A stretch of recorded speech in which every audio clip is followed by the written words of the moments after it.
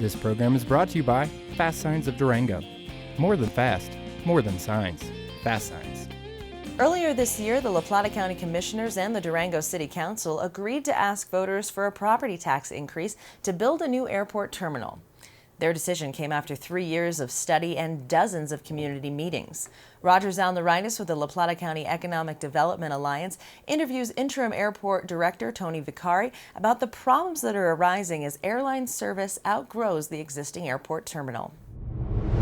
Good afternoon, everybody. My name is Roger Zalneraitis. I'm the Director of the Economic Development Alliance, and we're here today in Durango-La Plata County Airport out in the lovely countryside with Tony Vicari, the Interim Director here at the airport. How are you doing today, Tony? Doing great, Roger. Thanks for having me. Hey, no problem. So the reason we're out here is because we've got this big discussion going on about an air terminal and a new air terminal here at the airport. I thought it'd be good to come out and get your perspective as the Director so that we can understand more about why we're having this discussion today. Yeah, absolutely. I think it's a great idea. I think a lot of people don't have a full understanding of what happens at the airport. What are the operations like out here? Because one time a real estate agent told me, aren't there just 2 or 3 flights a day at the airport? No, I think there's a lot of confusion sometimes about that. People almost are stuck in a little bit of a historical context. They refer back to 20 or 30 years ago, when indeed today we actually have 13 to 14 arrivals and departures a day, split between 2 major legacy air carriers. Last year in 2015, we served over 375,000 total passengers. That's fantastic. That's great news.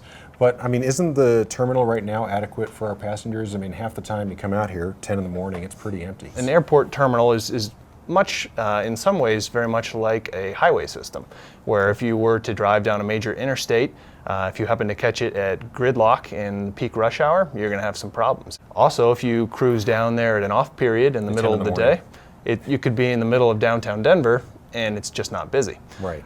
So an air terminal is actually built and constructed in much the same way. We have to be able to accommodate those peak traffic levels.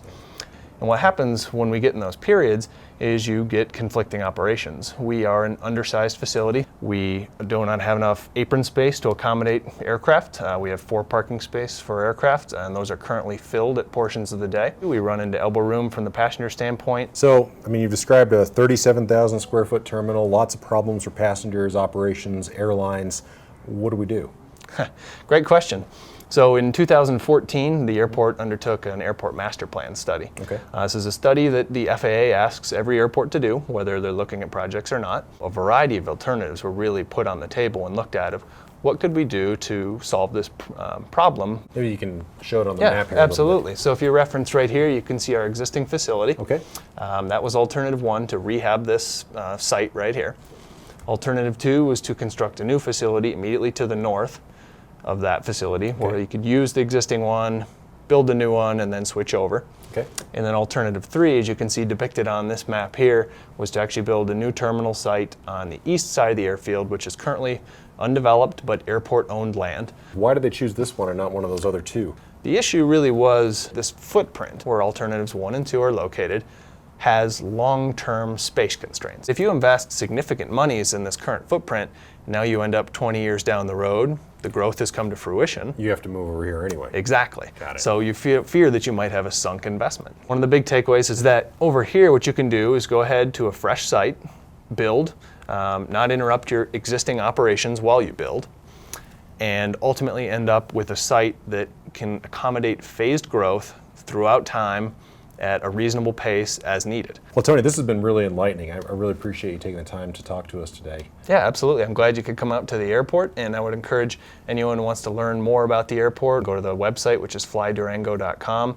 There's a sign up on there. You can come see behind the scenes at the airport, whether you're interested because of the current talk about the airport on a political level, or if you're interested just to see the airport and learn more about what's happening in your communities. Awesome. Well, thank you, Tony. Again, this is Roger with the Economic Development Alliance. If you have any questions, please feel free to give us a call at 259-1700. Have a great day.